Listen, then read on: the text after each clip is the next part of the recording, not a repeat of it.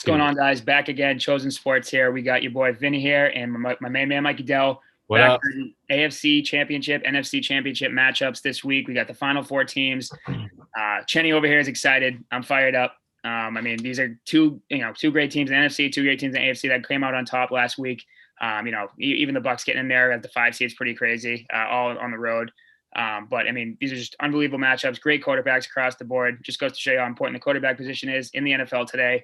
Not having a good quarterback doesn't get you far. That's Bill Belichick. He knows. Oh, yeah. Bill Belichick's knowing firsthand right now when the GOAT 43 stampeding his way through the NFC right now.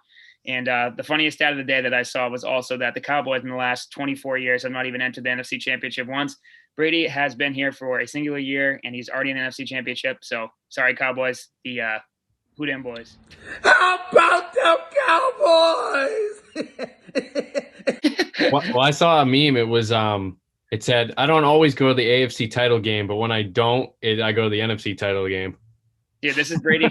This is Brady's 14th and 14th title game. He went to 13 in the AFC, 1 in the NFC. So it's just like, it's crazy. The crazy stats are. He just breaks every record in the book, and I don't even see how anybody can even touch that.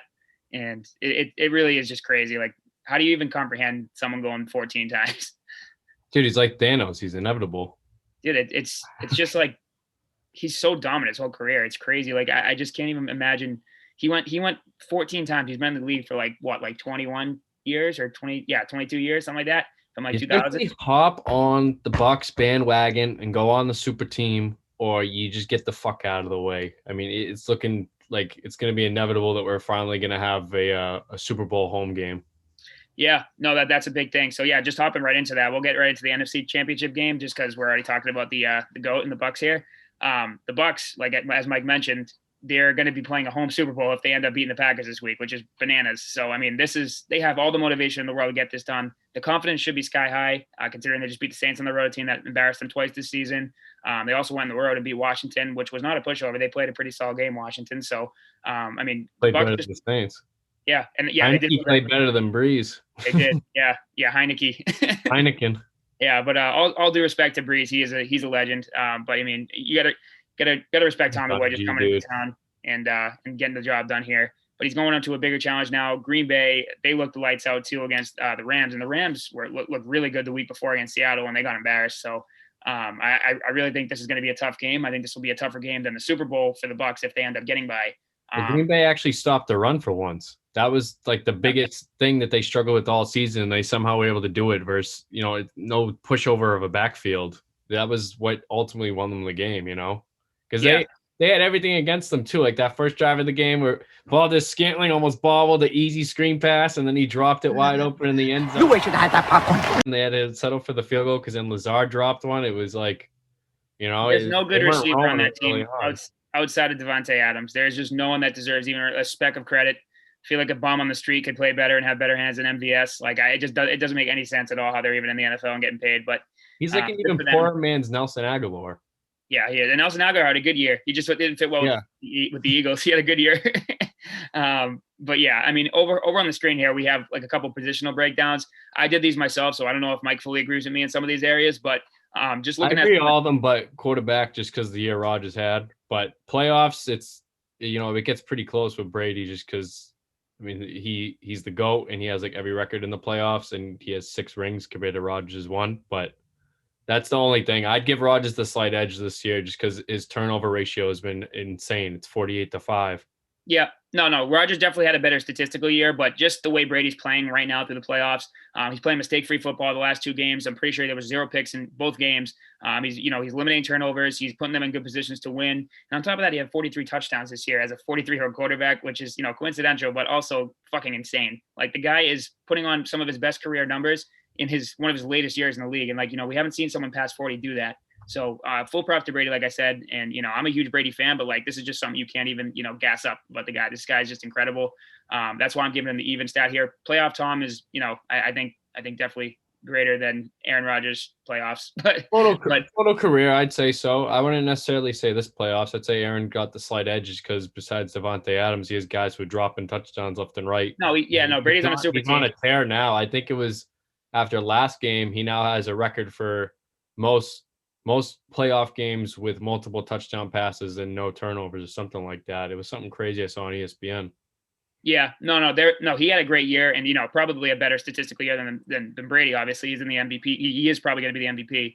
And Brady wasn't in the top three really. So, even though I think he could have been, but I mean, Brady just caught fire towards the end of the year. He could have been top 5 in there.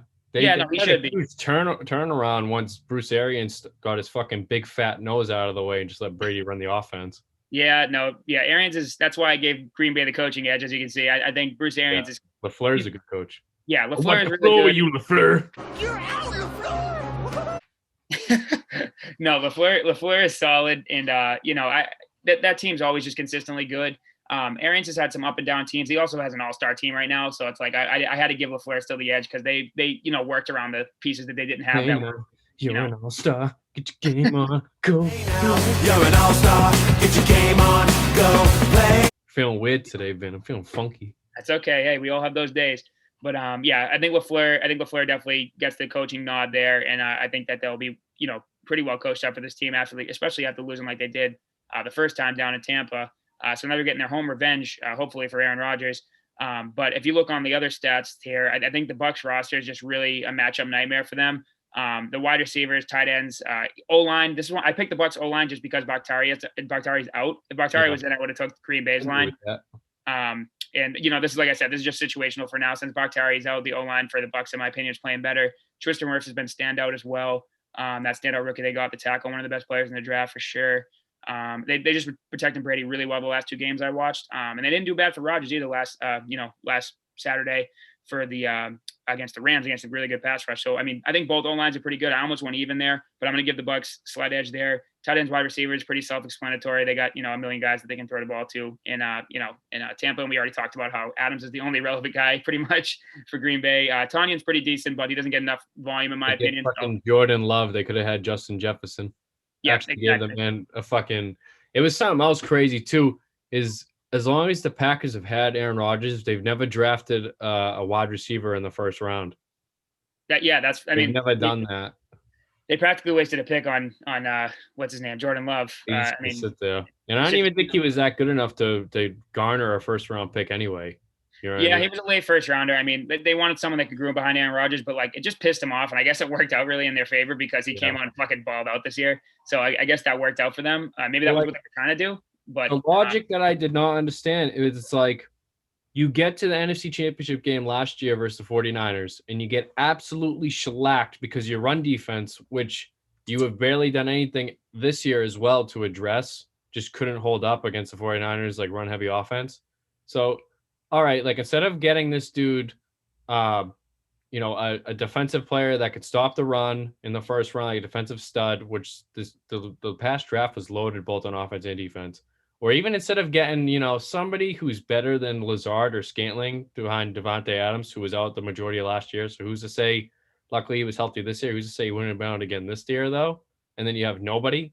It's like, all right, let's just get another quarterback, and not even a good guy, that is worth first round, draft capital. It's like Jordan Love, who's to say he could be good or bad? You haven't really seen anything because Aaron Rodgers hasn't given him a chance to get on the field, but it's really? Why wouldn't you want to win now with one of the greatest quarterbacks to ever grace the field? Why wouldn't you give him that extra piece that would put them over the top? They didn't even get that extra piece and they're almost there. They're clawing at the door again. It's it seems like, after last year, Rodgers had a little bit of an off year and it wasn't even an off year. His off year is normal quarterback's good years. Yeah, his off year, he threw 24 touchdowns and it was 6 picks. Yeah, no, and then that's a relatively good year stat wise. And he had a bunch of passing yards, whatever, but he just had an off year from what he normally does, and I think the coaches just hit the panic button on him for no reason. But they definitely got. I get they got the point out, and he got pretty pissed off pretty quickly. As you can see, he went on a complete tear this year. So I think that they still won in the end because Aaron Rodgers elevated his game because of it. So I think that overall whatever, because Rodgers ended up sitting behind Favre for a really long period of time, at least 4 or 5 years, I believe. But he wasn't a first rounder, right? He wasn't. No, I think he was later than a first rounder. Yeah, maybe. Yeah, I honestly don't remember, but he was sitting behind Favre for years, being groomed for the starter. So maybe they just wanted to do first rounders for a year, maybe a year and a half. It happened with Mahomes. Obviously, he's he's already better than Alex Smith has been his whole career. Not to say Alex Smith is a bum, but you know what I'm saying? It's like even he sat for a year. But for you to go out and waste a first round pick when you were like this close to the Super Bowl That's what I'm saying. is They just get this close. preposterous to They me. get this close every time, and they just never finish it. So like they should have just gave him an extra piece on the offense. You know, another receiver to throw to, and Or a guy to stop the run. Either one. yeah, they need. You either super load the offense so you're not stopping it at all, or you make sure it's a complete all around team and you make sure that defense is going to hold up. Especially with Jared Alexander, who's come out of nowhere and became a lockdown corner this year. Yeah, that's what I'm saying. Like on the defensive side of things here, I give the Bucs an advantage in literally every aspect, but the corners, simply because Jared Alexander is like far better than anybody that the Bucs have in the secondary. Yeah, he'll pretty much take out one 5 corner this year easily.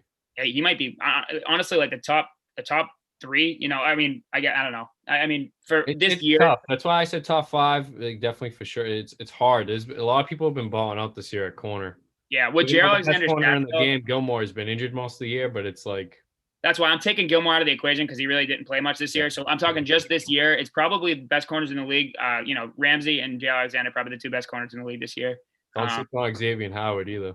Yeah, no, Xavier Howard had a great year. J.C. Jackson had a great year, but like pure lockdown. Like, you know, usually the quarterbacks like Howard and J.C. got picks because the people were throwing the balls their way. Like these guys, they don't even get balls thrown their way. So it's like that's how you know that they're, you know, cemented on. I think Marshawn Lattimore is super slept on too. He had a great game yesterday. He locked down Mike Evans all year. Yesterday was like the first time he even had a touchdown all year on him. Yeah, and it was like a 1-yard touchdown. It wasn't anything crazy. Yeah, I mean, good luck to scraped all over him. It was just a perfectly thrown ball. Yeah, it's just good luck to anybody stopping Mike Evans on the one. Like it's pretty tough. The guy's a monster.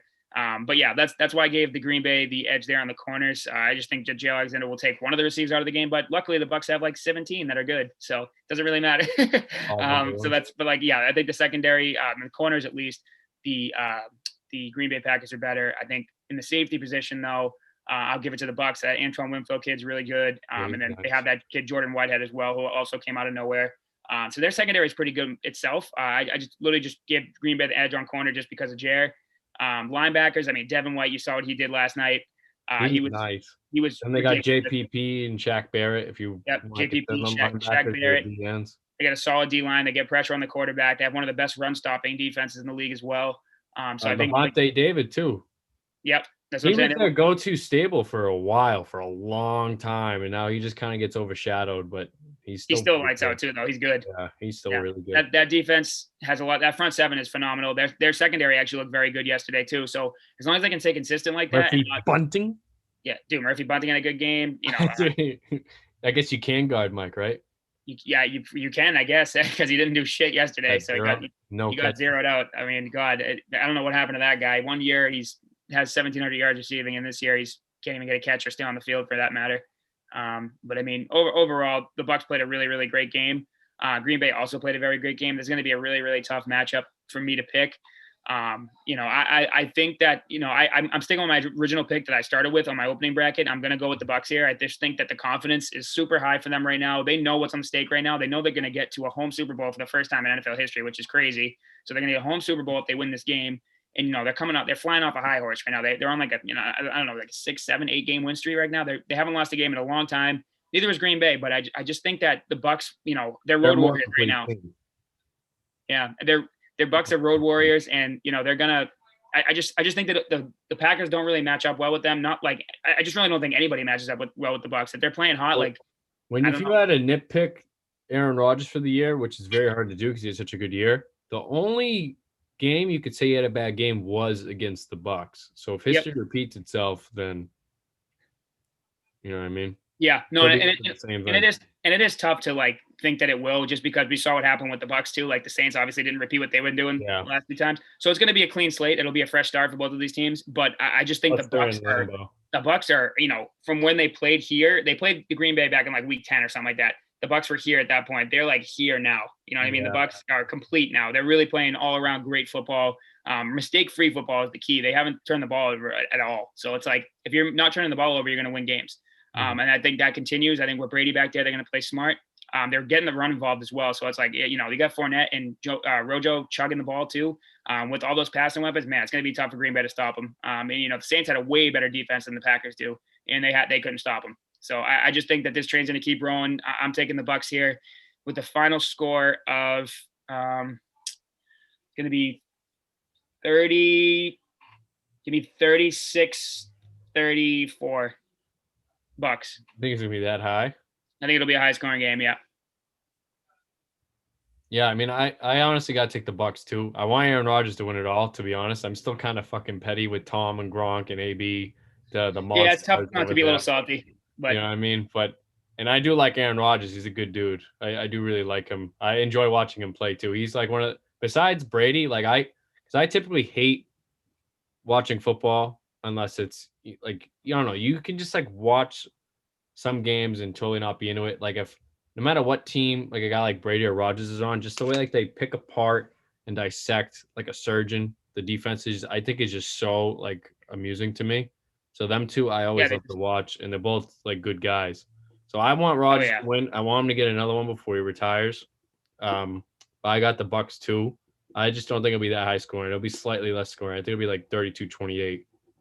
Okay, no, that's fair. I just think like literally, I just think it's going to be a shootout with these two quarterbacks, and the way their offenses have been playing. I really do think it's going to be a shootout. So like I said, 36-34, but I also could see it being a little bit lower. I just feel like there's going to be a lot of score changes. Very, very close down to the wire game. I think it's probably going to be a few score changes, people switching leads a couple times. I just think that the Bucks will get it done, knowing what's on the line and what's at stake with the home Super Bowl next week. So that's my pick there, and your choice as well. So let's see if the Bucks get it done. I'm staying with my pick from the original start. Yes, sir. Moving to the 6:00 game, AFC. We got the Bills. I'm really, really, really rooting for Bills Mafia. Fucking Mahomes and that Anything Chiefs is team got a possible. fucking horseshoe up their ass. The Browns blew it. And I'm so mad that they did because I was so pumped. I mean, I would kill to see a Bills and Browns AFC Championship. Who would have saw that coming? Like if the Bills and Browns were in the AFC Championship, that would be the best ever. I literally would have cried tears of joy, I think, because that would have just been so funny to watch. Two teams that struggled their whole careers in the league, and then they were both in the AFC Championship this year out of nowhere. So good for the Bills for making it. The mighty Chiefs still stand in front of them though. And I think Pat Mahomes will be back this week. After that, concussion scare. I don't think he really got a concussion, in my opinion. I think he passed all the tests, I heard as well. I think it was more of just he kind of lost consciousness for a second because the guy kind of choked him out. He looked like Bambi. Literally he got like fucking Randy Orton KO'd into the ground. So he lost his like consciousness for a minute. But yeah, he didn't come back just for precautions, whatever. But I think all tests turned out fine. He should be back this week. And like I said, these are my breakdowns here of what I think the advantages are. QB was tough, but because obviously Josh Allen's having a great year, but you still got to give the nod to Patrick Mahomes just experience-wise in the playoffs. That's why I'm going to give him that nod for QB. For RBs, the Bills don't run the ball really at all. They've been, and neither the Chiefs really, but I just think the Chiefs talent-wise have better running backs. Clyde Edwards-Helaire also might be back for this game as well. So that's why I'm giving them the edge there. Wide receivers, I think, are even because I think there's a bunch of fill-in pieces for both teams behind their number one. So it's like I'd give it to the Bills, to be honest. Yeah, maybe by a little bit. They got Diggs. They got Diggs, who I'd say is better than Tyreek Hill, and then they got John Brown, who's definitely better than Sammy Watkins. Yeah, when he's healthy. Yeah. And they got Cole Beasley, who is phenomenal in the slot. He's definitely better than the rest of the guys they have. The only thing that the Chiefs guys, they get the track stars, they get the speed. That's why I went more even. I think that makes so it's a tough coverage, but in terms of pure talent, like the Bills are better pure talent wise, but in terms of coverage wise, I see what you're saying. It's definitely harder with the Chiefs because they're just so fast. It's hard to cover a guy who can run a 4.2 for over like 4 seconds, Yeah, that's why I lean more even because I do think like on paper the Bills have better receivers because I think Diggs matches up really well with Tyreek. I think they go 1-1, but like the receivers after them, I think the Bills have a little bit more depth and a stronger positional fill there. But I just want to even because with the way they run the ball and the way they have those guys running like 4.2s all around the field, I just had to go even there. That's why I did. All Usain Bolt. Yeah, if I had to choose one, I would have went Bills, but I think even is more fair there. Tight ends, Travis Kelce's easy the best in the league. Tight end, in my opinion. Him and I think George Kittle and Darren Waller should all be in the conversation, but I think Travis. I don't think he can hold Dawson Knox's jockstrap, bro. No, yeah, I mean they're not. They shouldn't even be in the same sentence. Like it's not even. Yeah, I think Travis Kelce is an absolute problem. The O-line, I went even here. Normally it would be the Chiefs, but I don't know if Mitchell Schwartz is going to be back for this game. He's a really big piece for them on the tackle position there for them. So I think he was out this past week. So I don't know if he'll be back yet. They've been resting him. He's been out since I think like week 7. So he's been out for a long time, and he's nearing a return. But as of right now, he's not playing. So I went even there. I think the lines are pretty even without him. Coaching, I gave it to Andy Reid, even though the Bills coach, Sean McDermott, he's been really good this year. I think that baby. Yeah, no, I honestly, it's just like against many other teams, the Bills would match up really well against most teams, but the Chiefs just have advantages all over the place. Andy Reid's a great coach, obviously, so I had to give him the nod there. The D-line, I chose a little bit even. They both have some good pass rushers, some good guys that can clog up the middle of the line, so I didn't think there was too much of a difference between them there. I'd give the slight edge to the Chiefs. Yeah, maybe a little bit. Just the flank, just more so even for just like namesake, you know what I mean? Frank Clark and Chris Jones, they're both nasty. Yeah, no, they really are. The Bills do have some good guys though in the middle. And that's why I kind of leaned even. I looked at the depth chart and I was just like, I think I leaned kind of even, but I think if you had to move one way, Chiefs. But it's close in terms of their production for sure. Yeah, definitely. Chris Jones and Frank Clark were on separate teams. You know what I mean? They were both monsters, and they're still really good. But I'd only give them the edge because of namesake, more so than anything, you know. Yeah, pretty much, because they didn't have like a crazy year or anything like that. So that's why I leaned even. Linebackers, the Chiefs really don't have really many great linebackers, and the Bills have Tremaine Edmonds, who's a stud, and a couple of really good pieces. So I gave them the edge at linebacker. Corners, I gave them the edge because they got Tre'Davious White and Josh Norman, guy with experience back there. Although the Chiefs secondary is very good, and Breland and Snead have been very good this year for the Chiefs. I just gave them the slight edge just because the lockdown corner is Tre'Davious White. So he'll probably end up matching up with Tyreek Hill most of the game. So I'll give him the edge there at corner. At safety, the Bills are actually really strong at safety too with Poyer and the other guy they have back there. But Tyrann Mathieu had a great year, so I gave them the edge. But do you disagree with anything there, Del? No, like I said, even as we went, like it could go back and forth with wide receivers, D line, safety is pretty close too. Safety's very close. Yeah, I had trouble. That one's pretty close. That one I'd say could go back and forth too, but that's kind of like really it. The rest of them are pretty spot on. Yep. No, that's what I figured. And, like I said, the ones that are even too, that's ones I had a lot of trouble picking between. But that's just because I feel like they were pretty even across the board. But overall, the Bills are going match up pretty well. Yeah, they do. Yeah, no, they're good. They're good. Obviously, you can see the Chiefs have a little bit of an edge. They have more logos up there. But, anything could happen any given Sunday. And I'm really, really rooting for the Bills. I don't think anybody in this country. I want Bills Mafia. I don't think anybody in this country wants Kansas City getting back into the Super Bowl other than their own team's fans. So I think everybody's going to be rooting for Bills Mafia. I really hope they get it done. And they've been really impressive, man. I mean, I'm not going to lie. I changed my pick and I went with the Ravens last week, and so did you. We went with a gut feeling. I thought the Ravens were actually going to beat them, and they, shut me up really quick. Action completely blew it. Josh Allen, was a stud again, and that team was a stud again. There was a low scoring game. Justin Tucker choked. Choked. He's like one of the most accurate kickers in the game. He bummed it twice. Yeah, that would have changed the whole outcome of the game. That's like that's like a one score right there. He pulled the Billy Gunn. You're down 8. All you have to do is get the touchdown and go for the 2. And even then, maybe their drive, their play calls would have been different on one of the touchdown drives for the Bills. Yep, you would think so. But sometimes even the goats don't have the great games. So I mean, like I said, Vinatieri would have hit those. He would have, and he pulled a quick Billy Cundiff. He sent them packing again. The Ravens are back to the drawing board again for next year.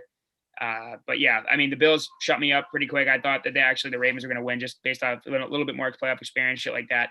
But they ended up not. Those are in there. I think I'm glad they didn't. Like we said, I picked them too, but I wanted the Bills to win. I just didn't think that they were going to. Exactly. Same here. No, I'm not a big Ravens fan. Being a Patriots fan, realistically, I'm a Patriots fan. So the Ravens are, a big rival for us. We always play them in the playoffs, and usually there's some tight games, lost a couple to them. So there's some history there. It's a rivalry there, but definitely wanted the Bills to win. They made it. Now they got to face the Chiefs team, though. And the Chiefs, I think, will come out and play better next week, too. They were a little bit off. I think that bye week kind of screwed them. But honestly, the Bills really could come in here and shock the world because, the Chiefs, I'm just telling you, man, they just all year, they have been so fucking lucky, dude. They just squeak out of games every single week. They've won, I can't remember well, we said it in the last video. They take their foot off the gas. They get, cocky. They're all right, we can literally run.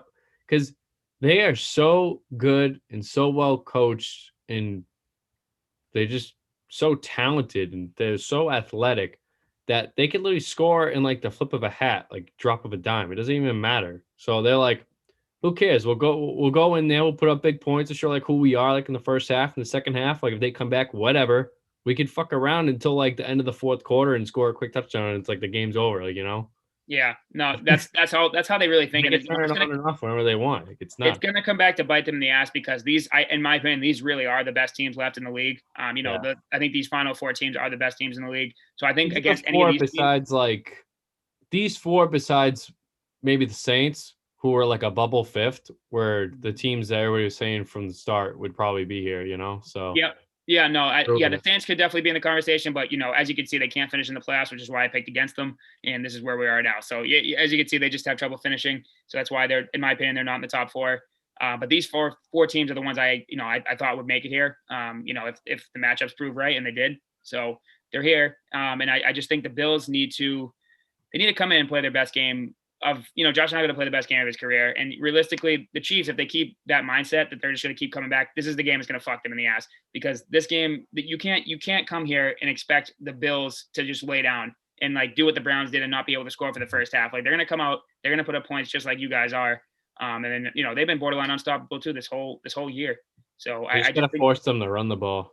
yeah, no. And like I said, I'm going back to my original bracket here. My prediction for the Super Bowl was Chiefs and Buccaneers, so I'm going with the Chiefs in this game as well. I just think with the experience, I think they're going to have a new light lit under their ass from squeaking out of the game with Chad Henne last week. So I just think they're going to be able to get it done at home. It's unfortunate because I really want the Bills to win this one, but I just don't see it happen. The Chiefs are just so fucking lucky. So I think it's going to continue, and I think they'll make it back to the Super Bowl. But then they're going to have to travel down to Tampa to play Tom Brady and the boys. But my score prediction for this one, I'm gonna go. This one's tough too, man. I don't know, because it could be more defensive like it was last week in the Bills and Browns game as well. I'm gonna go 31-28 for this one, and I'm gonna go Chiefs. I got Chiefs, which I pretty much if Pat Mahomes is in, I got them going all the way and winning it. I got Chiefs 27-24. 27-24, a little bit low scoring. Not low scoring, but like a mid-tier scoring game. Mid-tier, yeah. Yeah, no, I just think all these teams have such good offenses that are left. It's really like, the last like dominant defensive team that was in was the Rams, and they're like out now. They have such good offenses, but there haven't really been any high-scoring games. Yeah, no, there really hasn't. I mean, the Saints one was probably the highest score, 30 points by the Bucks. Yeah, that was like the highest one all weekend. Or I guess the Packers put up 35 too. So I mean, a couple teams put up in the 30s, but the Bills and the Chiefs, which you thought would easily drop 30 each, they didn't. So it could continue the low scoring. I just feel like this will be more of an offensive show too, and I think it'll be a little less sluggish, like the last games were for them. But I just think across the board, as you can see, the advantages here. I just think that even though the Bills are a great team, I think they need a little more time and a couple more extra pieces to beat this KC team. This KC team is just loaded top to bottom. If Mahomes is playing, it's a lock. Well, not a lock, but I just think that they're not going to lose at home AFC Championship. So I'm taking the KC Chiefs, and I'm taking the Tampa Bay Bucks to go to the Super Bowl, and God, will that be a good game. The old versus the new, Tom Brady versus Pat Mahomes. But we'll get into that if that happens. Yes, sir. But that'll be all for this video, guys. Hope you guys enjoyed. This is our AFC and NFC Championship prediction video with different positional advantages. Hope you guys enjoy. We're going to be posting about it as well on Instagram, so keep an eye out for that. And more content and videos to come. Jen's the ball guy, the football guy, guys. Keep track on him. I mean, my picks have been kind of back and forth, wishy-washy, but he's been getting them on the tee. So I'm the b-ball guy. I'm just gonna clear the air here. I gotta get that out. You know what I mean? Don't let Deli Short sell you though. Deli knows his football too. He knows it. So I'm just constantly watching. I'm addicted. So yeah, b-ball is like my religion. I don't have to watch it. I'm like tied into like the mainframe when it comes to like b-ball. It's like a sixth sense. It's like Squidward and SpongeBob. It's like brothers, but only closer when they lift up the shirt. Brothers, only closer. Like, that's me with like a basketball for no reason at all. It's not even like I used to really play, you know? And me and Deli will also be having content coming out for probably some NBA and NHL stuff as well. Maybe even MLB when that comes around as well. So keep an eye out for that shit. We're just focusing heavily on football right now since this is big time shit. We're in AFC, NFC conference games. So Yeah, this is the prime time, baby. This is the Deion Sanders time. That's right. Let's see who comes out top victorious. You got our picks here, but hope you guys have a great day. Enjoy the video, and we'll see you next time. Yes, sir.